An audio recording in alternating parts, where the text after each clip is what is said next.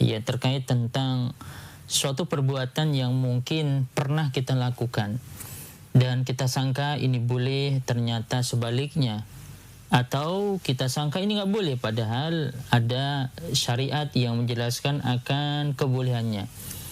Ada suatu kaidah atau istilah yang kita sering dengar dengan nama gosop.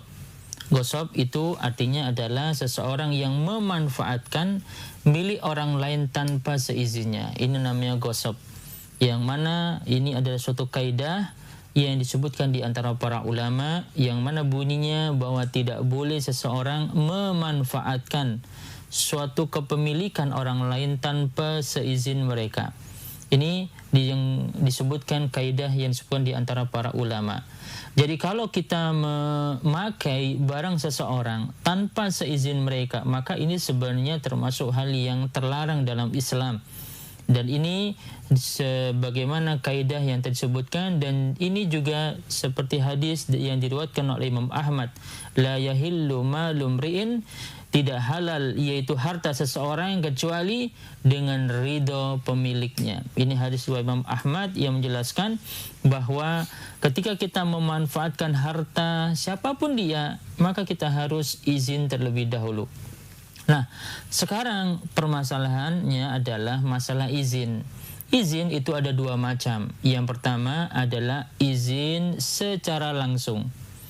Jadi misalnya kita mau memanfaatkan, meminjam, kita izin.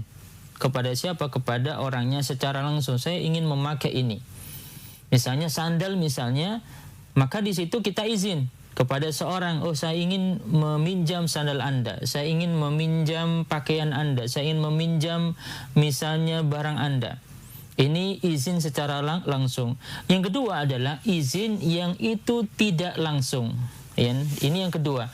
Nah, bagaimana izinnya tidak langsung di sini? Maka disebutkan di kalangan para ulama ini dikembalikan kepada urf.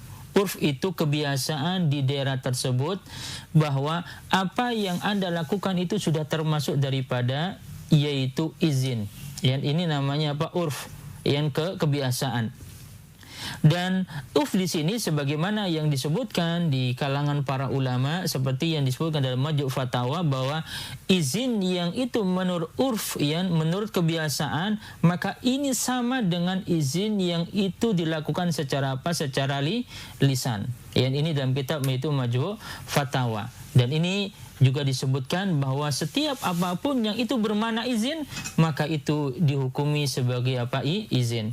Maka ini yang kedua yang perlu kita pahami. Jadi kalau kita misalnya meminjam sesuatu dan kita ketahui bahwa orang tersebut ketika misalnya dipinjam, dia misalnya di sini ada teman kita misalnya, dia pasti ridho ketika misalnya kita pakai apa yang dia miliki. Misalnya dia memiliki misalnya sandal misalnya.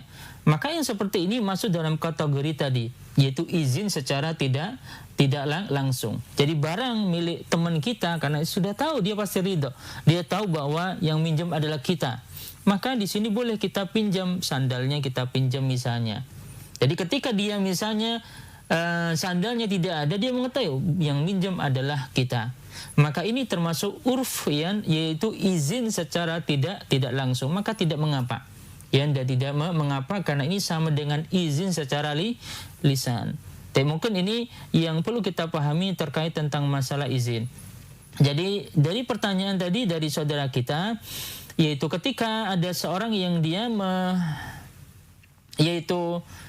meminjam, yaitu ada seorang yang dia memakai misalnya meminjam barang tetangga, setelah selesai dipakai baru diberitahukan kepada tetangga tersebut, maka di sini kembali tadi, kalau memang tetangga tersebut sudah mengetahui bahwa kita adalah yang biasa minjam secara maka tidak ada masalah.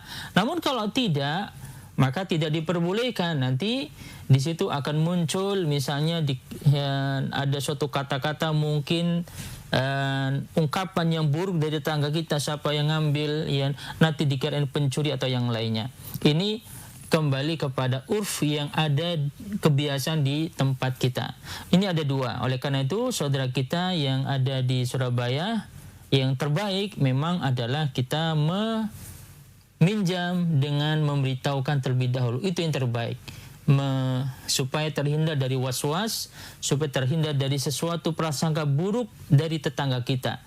Ini yang terbaik, supaya tidak ada hal-hal yang buruk di kemudian hari.